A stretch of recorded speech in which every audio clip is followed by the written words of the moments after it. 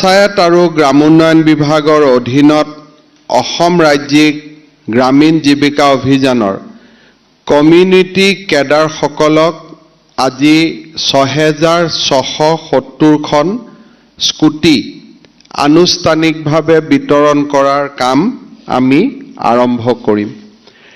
আজি আমি ইয়াতে গুৱাহাটী মহানগৰীৰ আশে-পাশে থকা জিলাসমূহৰ পৰা প্ৰতীকী ৰূপত সখী বাইদেউসকলক যদিও আমি ইয়াতে নিমন্ত্ৰণ কৰিছোঁ, কিন্তু আজিৰ পৰাই এই স্কুটিসমূহ সমগ্ৰ অসমতে বিতৰণৰ কাম আৰম্ভ হ'ব।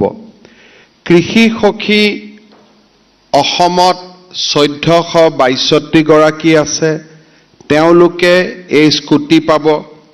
পশু সখী ১৪৩৮ গৰাকী বাইদেউ আছে, তেখেতসকলে এই স্কুটি পাব।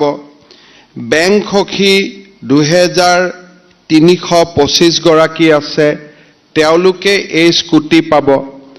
হাউচ মাষ্টাৰ বুক কিপাৰ ৬১২ গৰাকী আছে, ইণ্টাৰনেট মেণ্টৰ ৪৫ গৰাকী আছে। আৰু যোৱাবাৰ আমি স্কুটি দিওঁতে জীৱিকা সখী কিছু বাইদেৱে স্কুটি নোপোৱাকৈ ৰৈ গৈছিল, তেওঁলোককো এইবাৰ আমি স্কুটি প্ৰদান কৰিম। আৰু ৫০০ বীমা সখী বাইদেউকো আজি আমি স্কুটি প্ৰদান কৰিম, অৰ্থাৎ ৬৬৭০ গৰাকী। আৰু আগতে যোৱা বিত্তীয় বৰ্ষত নিৰ্বাচনৰ আগতে আমি দিছিলোঁ ৪৪২০, অৰ্থাৎ আমাৰ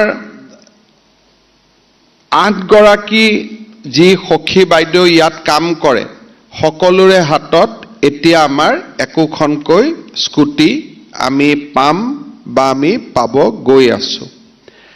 স্কুটি পোৱাৰ পিছত কি আমাৰ লাভ হৈছে সেই বিষয়ে আমি ভিডিঅ' ছবিখন দেখিছোঁ, আৰু তাত আগতে পোৱা জীৱিকা সখী বাইদেউসকলে কি ধৰণে নিজৰ মনৰ ভাৱ ব্যক্ত কৰিছে সেই কথাও আমি সকলোৱে শুনিছোঁ। যোৱা কেইদিনমান আগতে যেতিয়া আমাৰ হৰ ঘৰ তিৰংগা কাৰ্যসূচী হৈছিল, আমাৰ সখী বাইদেউসকলে স্কুটি চলাই প্ৰচেছন কৰা সেইটো বহুত টিভিত ওলাইছিলে আৰু সকলোৱে ভাল পাইছিলে। আৰু মই ভাবোঁ যে আজিৰ পিছত আমাৰ বেংক সখী, পশু সখী, বীমা সখী সকলো বাইদেৱে ভাল কৰি অহাবাৰ ২৬ জানুৱাৰীৰ আগত আপোনালোকেও স্কুটি চলাব পাৰিব।